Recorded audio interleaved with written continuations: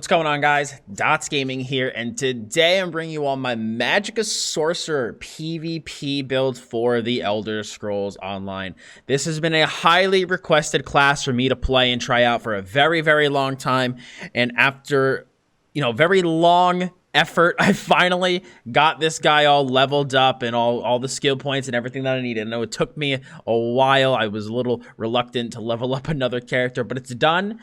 And I've been playing him in BGs, and honestly, I've been having a really, really good time. I've tried a bunch of different types of builds on this Sorc. I started, of course, with the more traditional Sorc build, a little bit more on the squishy side, really reliant on shields. And after playing it and after trying it out, it really wasn't for me. I was playing it, and of course, the burst damage was really, really good, but I just didn't like how it played defensively. It just really, really wasn't for me. So I was talking with my stream, was like, I want to try to put something together that is maybe a little bit less traditional, and doesn't play like your normal MagSorc, maybe, less reliance on shields, a bit tankier. And we've tossed some ideas around, and this is what I ended up coming up with. Used some suggestions from the stream, and then came up with some of my own stuff. But, this is a tankier MagSorc build. It's more brawly, I guess would be the word. Your recovery on this build is insane. If you pull out of a fight and are able to get any sense of LOS, you will be back to full HP in literally no time. It's a really, really good build for defense. Now, don't get me wrong. The offense on the build is solid. It's not as high as your traditional MagSorc, obviously. Just because we are playing a bit on the tankier side, so we don't have some of the, ridiculously high burst that some of the other maybe more traditional builds have. But you still have more than enough damage to finish off plenty of targets. I have a BG footage for the end of this video, so you're going to see even in that video, you do have plenty of damage to finish off your targets. Damage is not a concern. And this build will also work just as well in Dragonhold, which is why you see the title Dragonhold's a Scalebreaker. And honestly, there's a flex spot in the build that you'll probably be able to put to something more offensive come Dragonhold, since damage will be dropping by quite a lot, and we'll talk about that when we get to it. But this build will work both this patch and next patch. Now remember, guys, this is just what I like, what I use, and is was working for me right now. Remember, I'm not a super expert MagSorc quite yet. I'm decent at them, but I'm not an expert yet. But this is just what I've been using and what is working for me at the time. And I want to just share it with you guys just so you know what I'm wearing. And if you want to try this build out for yourself, go right ahead. So let's kick it off with our first set. And it's actually going to be Troll King. I have all my blood spawns spread out on all my other characters, so I was thinking of a monster set for this guy, and I was considering that because I knew I wanted to use a resto staff with rapid regen, and the Sorc has really, really good movement via streak for LOS. I actually thought Troll King would be a really solid spot. If I can get into LOS, pop my rapid regen, get that huge amount of health recovery, and I will be able to recover my HP incredibly quickly, and that is exactly what this does. It's just 15-12 recovery for 10 seconds. The 4% healing done makes our heals that much stronger. It's a really, really good set for being able to brawl it out. This build is tanky, man. You don't have to play super kitey all the time. You can stay in the fight for a while, and Troll King really, really helps with that. So I have actually been really liking Troll King on this build. It was actually something I just tried a couple games ago, right before I actually put the build together, and I tried it, and I was like, wow, this actually feels really good. So I am using Troll King. Obviously, another option here is Blood Spawn if you prefer Blood Spawn. But after actually playing with it, I really, really enjoyed the Troll King. Really, really like it.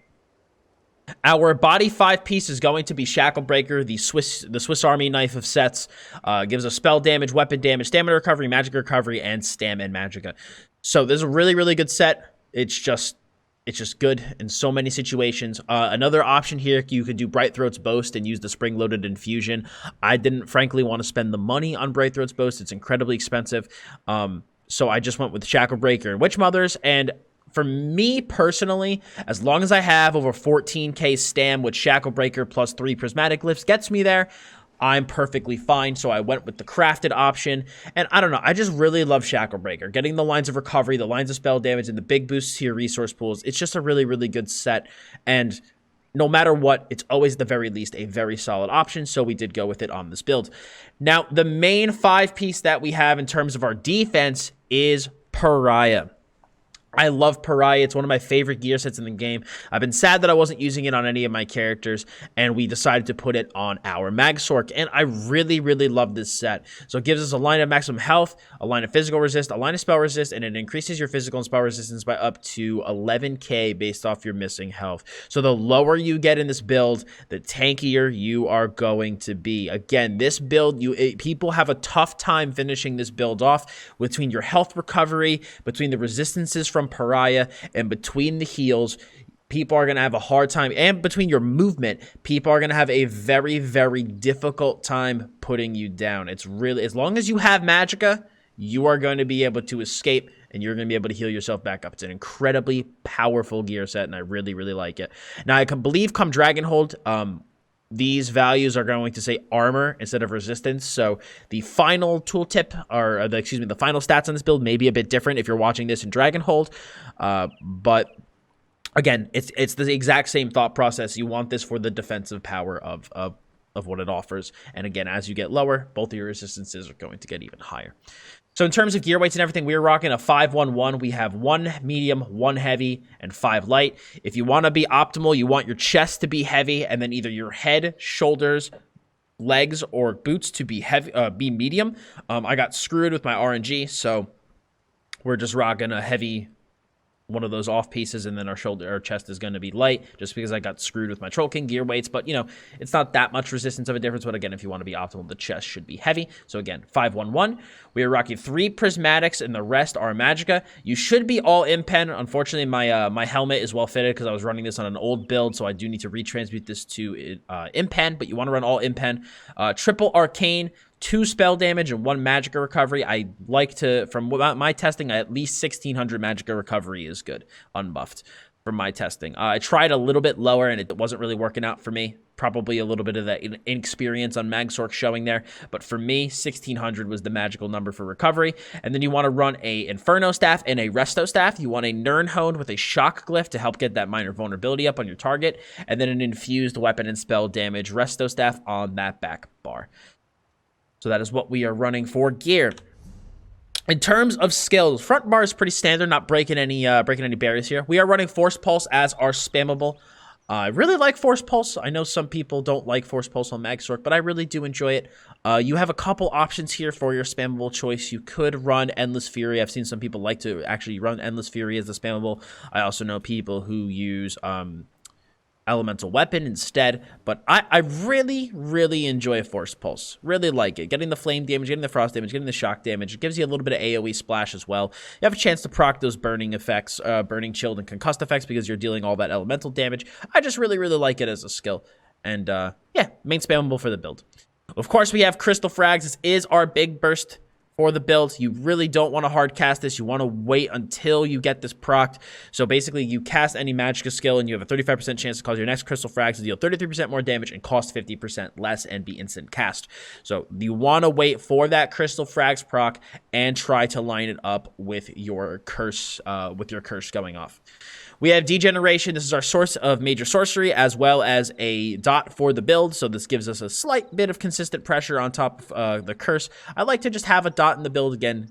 Give us something so we're not relying purely on the burst. Just a nice dot to place on the target does help a little bit with that consistency. Plus, you also get the light and heavy attack Magicka Restoration at the moment. Granted, come Dragonhold, that bonus will be gone. So for you people watching in Dragonhold, this is just going to say the major sorcery as well as the magic damage dot. But even in Dragonhold, I still believe I am going to use Degen on my build. If you don't like Degen, come Dragonhold, another option is going to be the new Crit Surge, which is going to give you heals on crits as well as give you major sorcery and brutality. So that is an option if you don't care about this minor dot. But I think I'm still going to use the dot for the extra damage because this build has more than enough healing power. We are using Haunting Curse. This is basically like a burst dot. So you curse an enemy with a destructive rune, dealing 12k magic damage to the target and 5.2k to all targets, all nearby targets after 3.5 seconds. And then the curse will explode a second time, dealing the same type of magic damage again after an additional 8.5 seconds. So this basically gives you 2 big bursts, and you would optimally like to line up your Crystal Frag with that proc, with Haunting Curse going off, because those are going to be your 2 big bursts smacking your target at the same time. And if you could also line a Force Pulse up with that too, with an Overload light attack, you're going to be dealing huge burst damage. So speaking of which, Overload is our ultimate. Our light attacks deal 10k shock damage up to 28 meters away. It's just so good. And every attack also gives you Magicka Restoration, so it also gives you some sustain as well. So if you can line up an Overload light attack, your Haunting Curse, your Crystal Frag, and your Force Pulse, you are going to be dealing massive damage to your target. It's really, really fun. I love this as my primary single target ultimate. We do have a different ultimate on the back bar in case we are in an AoE situation. We also have Streak. Streak, of course, is our movement skill as well as our stun. Even going into Dragonhold, this is going to be still a very good stun. The other Morph Ball of Lightning, I don't believe stuns anymore come Dragonhold. At least that was the current iteration of the notes upon making this video. So this is our primary stun for the build. I like this as our main stun because it can't be blocked. Really, really enjoy that. You're going to even see in the clip, I went up against like a perma-block fucking guy, and being able to stun him with Streak was really helpful. So let's say you're attacking some guy right here. You want to streak through him and just turn around and then start peppering him with damage. I really, really like it. I like the movement-based stuns. I don't know. I just find it a very, very fun skill to use. Because it's not a Master's staff build, we're not using Clench. I also just don't like Clench. I think it's really bad. And the Vampire, I don't want to be a Vampire. So Streak is just the logical choice for our stun. And honestly, I really, really like it. Really, really enjoy it. Now, the back bar is where it's going to be a bit different from what you traditionally see people use. This is kind of something I came up with, and I'm a really, really big fan of it. So we have Hardened Ward. I like to run a damage shield, personally. I don't like the shield stacking. I don't know how to explain it. I don't like to be squishy and stack the shields. I like to be maybe a bit on the tankier side and use my Hardened Ward as kind of a reactionary defense. So being able to, like, let's say I take a huge smack of damage, you overlay the ward and then you put your heals underneath it, so the ward kind of protects those heals as they heal you up. So I really, really like it for that specific reason. I did try the other morph of this, and the shield was way too small. So Hardened Ward, I think, is the way to go. So I do like, again, a singular shield. Plus, with using Pariah, this is going to give this ward a ton of additional resistance. I run a similar kind of deal on my Necromancer, where I do a shield, and then I basically put the heals underneath it. I really, really like that style of play, being able to... And if you see somebody coming in with a big amount of damage, you could also lay the ward on top of that as well and prevent that damage incoming. So I really, really enjoy this skill. Again, I like it so that it protects our heals and allows them to actually heal us up. We are also running Rapid Regen, one of the strongest hots in the game. This is Magicka Vigor. Not much else to say about it. It is incredibly good. This is also what we are going to use to proc our Troll King. So let's say we take a shit ton of damage, right? We LOS around a corner. Rapid Regen, that first tick will give us our Troll King, and between Rapid Regen and Troll King, your health is going to skyrocket incredibly quickly, and you're going to notice that in the gameplay footage that your health rises really quickly between Rapid Regen and Troll King in an LOS. You literally don't even need these other two defensive skills. And speaking of which, the other one we have is Blessing of Restoration. So you slam your staff down to heal you for a certain amount, and then you also get Minor Resolve and Ward. When it comes to Dragonhold, this is just going to say Minor Resolve. It basically just increases your spell and physical resistance. So it just gives us even more resistance, even more tankability. I do like having this burst heal. There are certain times where if I take a huge chunk of damage, I like to overlay the shield and then Blessing of Restoration underneath it, just because it's a bit of a burst heal. I know some people are going to be like, just run the Matriarch, but I'm anti-pet. I hate pets. I don't like to play with them. So this is going to be my burst heal, Blessing of Restoration. Plus, again, I like the Resolve and Ward. At the time, it's going to be Resolve and Dragonhold underneath it, just to make us a little bit tankier with that Pariah. Now, this is your flex spot. You can put a lot of different stuff here. If you go, Dottz, this build's tanky enough. This is so extra. You super don't need it. You could also change this to Combat Prayer. Heal will be a little bit lower, but you will get that minor berserk, so that is something to consider. You could also go Combat Prayer here. If you don't want the heal here and you go, Dottz, the build doesn't have enough damage for me. I'd rather play higher damage. You're a little bit too tanky. You could also use Endless Fury. So you can move Degeneration to your back bar and put Endless Fury on your front bar to get that nice MagSorc execute. That is an option as well. especially come Dragonhold, damage will be a bit lower. This is how I'm running it right now in Scalebreaker. But in Dragonhold, if you're playing this build and you're like, Dottz, this Blessing of Restoration, it's extra. I super don't need it.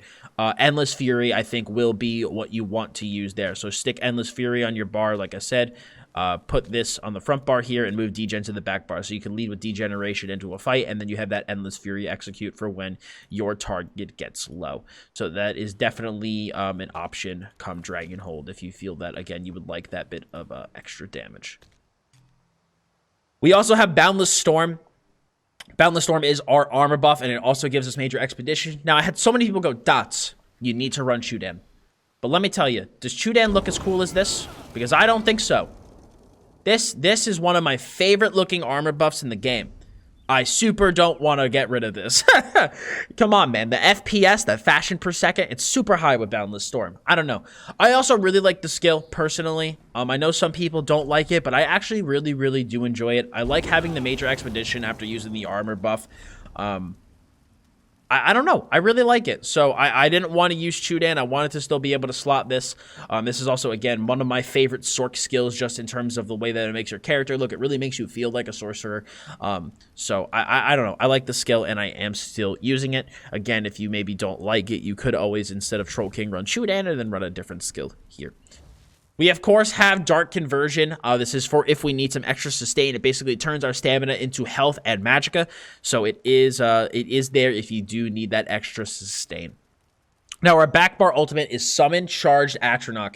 Really like this on the back bar. The build is tanky enough that I don't believe I need the Resto ultimate. I know a lot of people were saying I need to run it, but that was, I think, on a more previous iteration where the build was a bit squishier. But now that it's super tanky, I'm like, I want a single target ultimate and I want an AoE ultimate. Because I did find in some BG games that if I was super outnumbered, that Overload didn't really feel nearly as good. But the Atronach came in super, super clutch. So you basically summon an immobile Storm Atronach at the target location, dealing shock damage and stunning enemies. The Atronach zaps the closest target, dealing damage, and periodically will deal an AoE shock damage around it. And then allies can also activate a synergy for Major Berserk.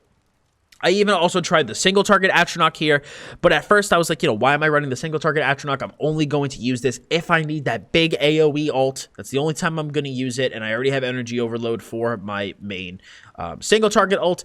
So I am using the Charge Atro, and I really, really enjoy it. Like I said, if you get into certain situations where you have a lot of targets around you and you need that big AoE damage, this is perfect for that. So you have, again, your single target ult, maybe you're only fighting 1 to 3 people, the energy overload will be good for that. But once you start getting more outnumbered, bam, Charged Atro. It's really, really good, especially in those hectic fights inside of Battlegrounds, because this guy's AD, so I can't really play him in Cyrodiil. The Atronach is really, really good for that. So yeah, that's my skills. In terms of other stuff that we have the Mage as a Mudness Stone. The Apprentice will give you more damage, but I do like the Mage to help pad our shield a little bit more. So I really do enjoy the Mage Mudness for that. We're using the Witch Mother's Potent Brew Food for that recovery. If you can't afford it, I would use the gold version for that health recovery. It will pair really, really well with Troll King. And in terms of our stats, we're sitting at 37k Magicka, 18.5k health outside of Cyrodiil, which is about 25k inside of Cyrodiil. We have 14k max stamp, 1600 Magicka recovery, about 2450 spell damage, and then unbuffed we have 16.7k spell resist and 15k physical resist, which will only go up as we apply our buffs. So obviously with our buffs up, our resistances now sit at 23.3k and 21.5k respectively, and that's even before Pariah starts to kick in. So you're going to be very, very tanky as your health gets lower. And then you'll also have 3k crit resist. Remember, my crit resist is a little bit lower simply because I do have the wrong trait on one of my pieces. We are 64 points into Magicka. And in terms of our consumable, we are using spell crit pots. So Major Prophecy, Health Restoration, and Magicka Restoration. Got to make sure that we get that Major Prophecy from somewhere so that we can get those big crits on our burst. It is very, very important. Now, in terms of our champion points, we are running 19 into Blessed, 56 into Elfborn, 75 into Elemental Expert, 48 into Spell Erosion, and 72 into Master at Arms, 66 into Ironclad, 58 into Resistance, 37 into Thick Skinned, 43 into Hardy Elemental Defender, and 23 into Bastion. Now, in Scalebreaker, if you feel that this is too low for Thick Skinned, you could lower Resistant, lower Ironclad a little bit, and up this to 56 points. But for those of you watching in Dragonhold, this is exactly, I wouldn't run more than 37 into Thick Skin now that Dottz have been nerfed by like about 33% net nerf.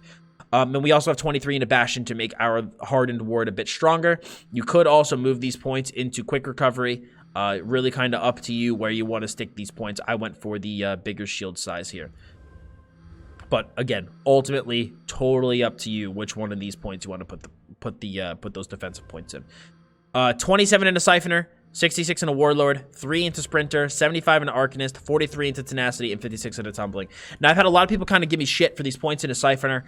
I really don't have anywhere that I want to put them. I maxed out Arcanist. I got Warlord really, really high. I have Tumbling really high if I need to dodge roll. I have Tenacity really fucking high. I really had nowhere else to put these points, so I was like, you know what? I know it's a bit cheesy, but let's jack up Siphoner. 27 points. It's a 7%. Reduction on your enemy's resource sustain really is going to strain the people that you fight in a longer fight, getting that resource drain on that. So I think these are some solid points here. Again, you could, if you are morally against using Siphoner, you could pull these points out and spread them out however you like. But this is currently the way that I have things set up. And yeah, that's pretty much it in terms of our CP. So in terms of your general rotation, it is fairly straightforward. Obviously, you want to maintain Boundless Storm at all times. Now, when you're fighting your target, you want to put up Degen, you want to put up Haunting Curse, and you want to start going at them with Force Pulse. When your Crystal Frags cross, you simply press Crystal Frags. It's very straightforward. If you want to go for your burst, just do that exact same combo, but you click Energy Overload. Very, very straightforward offensive rotation. Now, obviously, when you want to go for a stun, you want to streak through them, turn around, and then keep peppering them with damage. In terms of your defense, okay, going to depend. If you see somebody about to come in what you think burst, definitely put up your shield. Will help prevent a lot of that incoming damage. But if you take a big smack for somebody, what you want to do is you want to go around a corner, apply your shield, apply rapid regen. That'll get that Troll King going. And then you have huge defensive capability rolling on yourself there. Huge defensiveness.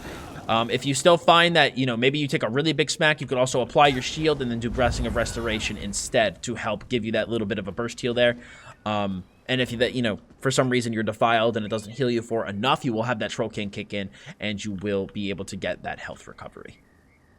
But it's a very straightforward build to play. I really, really like it. Again, I know it's not as traditional as a lot of other builds. I know it's a bit on the tankier side, doesn't go for that shield stack, but this is how I actually found my Sorc very, very fun to play. I really, really like it, so I hope you guys like it as well. We have, like I said, some gameplay footage after this, so enjoy that. Like I said, I am by no means an expert MagSorc quite yet. I think I'm decent, but we're still working on practicing this guy and improving on him. But so far, I'm really happy with how the build plays and how the build works, and I'm definitely going to be using this and practicing on it moving forward. And hopefully, come Dragonhold, that 30-day no faction lock campaign's actually populated, because I really would love to play this guy inside of Cyrodiil, because just playing him in Battlegrounds makes me really want to try him out in open world. But let me know what you guys think of the build in the comment section below. If you guys like this, please smack a like on it. And for more great ESO content, please hit that sub button as well as hit the bell to keep notifications on.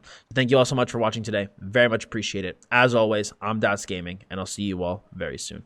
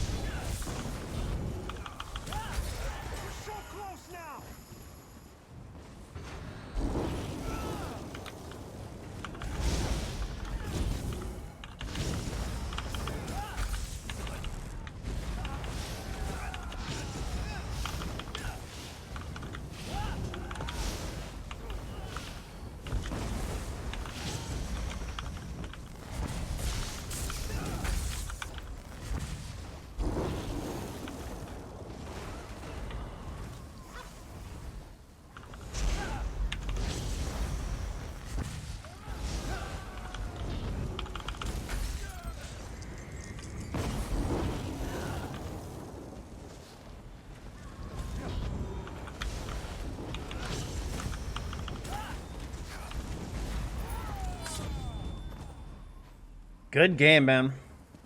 Very, very good game. So that's the build, guys. I'm still, you know, not the greatest at MagSorc. I haven't been playing it that long. I still have to freaking level up some skill lines. But so far, I'm happy with how the build feels.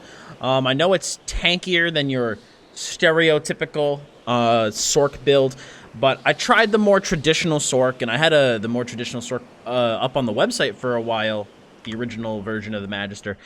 And I don't know, when I really started playing it more and more, I wasn't a big fan of it. The constant shield stack rotation, wasn't something I enjoyed. So I was talking to my stream and was like, you know, I want to try to figure out a way to kind of put something together that's a bit more tankier and that will, you know, not kind of play traditionally, maybe play a little bit different, you know, where the defense is a little bit more reactive, you know.